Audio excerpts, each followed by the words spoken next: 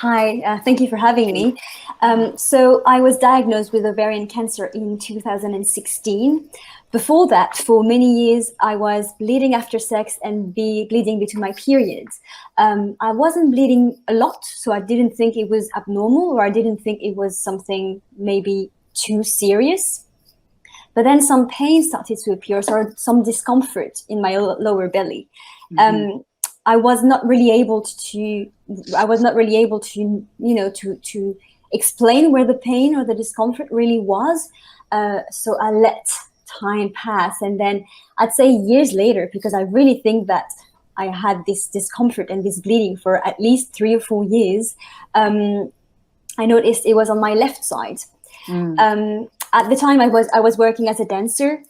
So, you go to auditions, you perform, you rehearse, you work through injuries, you work through tiredness, and you listen to your body, but you think maybe it's something linked to injury or to rehearsal. Maybe you went a little bit too hard in the rehearsal space and you're bleeding because, I don't know, maybe it's muscular. So, yeah, I sort of like let it be. And one day I had this conversation with a friend of mine who was going out with this wonderful girl who was diagnosed with a very serious and advanced ovarian cancer, and she was only 27 years old.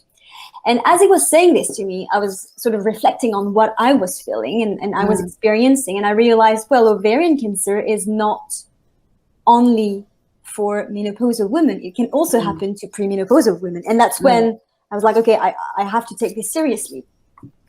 So I went to my GP, and the first thing they said was, well, you're young and healthy, everything's fine.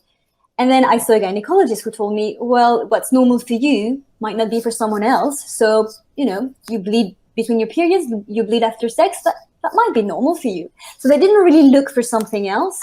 And I wanted to trust them. I wanted to believe them, but I knew that there was this discomfort, this constant discomfort, and that's not normal.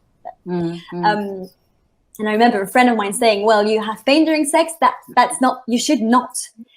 And so I sort of like trying to push for more, more appointments. And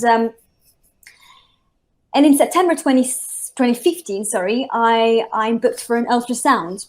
The day I'm supposed to go to the ultrasound, I have my period, heavy period. So I call them and they're like, well, we have to reschedule you. Okay, but we don't have any space before, I think, March or February 2016. So like, okay, well, if they think it's not serious, I'll trust them. I'll wait a month and go for the scan that time. And I remember the guy sort of like, measuring everything. And I was like, is everything okay? I can't say everything. I can't say anything. You have to see your GP and they'll let you know. Okay. Then I had to wait for a whole month before I call them. And they say, there's a mass on your ovary. It's 5 centimeters. Okay, we'll send you for a CA125 blood test. So on the Monday morning, and that's I think that was the 1st of April, 2016. I go for the blood test, and I wait for the result of this blood test for, I don't know, maybe 4 days, 4 very long days, and that blood test came out normal because the cancer I had or have had is a dysgeminoma, which is a germinal cell cancer, and it does not, like the CA125 blood test, does not appear abnormal with that cancer. So nothing was wrong with the blood test. They didn't really call me back. But I still went to my gynecologist who said, we have to operate this. Let's do it. So when I had my surgery a month later, I was operated thinking everything was fine and that was not cancer. When I wake up from my surgery, they tell me, well, we had to remove your ovary. And that was my first shock. I didn't know yet it was cancer. I think I had not realized how much emotionally charged this organ was. And I wake up feeling completely mutilated, like my femininity had been completely mutilated, and I was not prepared for this. And then I forget about it. And of course, the protocol wants that they send the mass to the lab, and then the lab checks what it is. But for me, it was not cancer. No one said it was. No one was worried. Even on the MRI, it did not appear as being cancerous.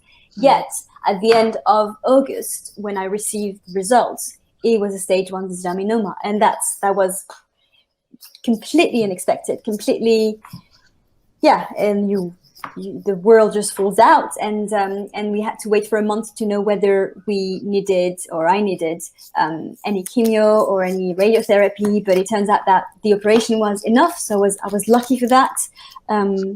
Since then, I keep talking about my story and my experience, because, you know, I thought I was too young, and I wanted to believe I was too young, but we are not. We're never too young for cancer, unfortunately.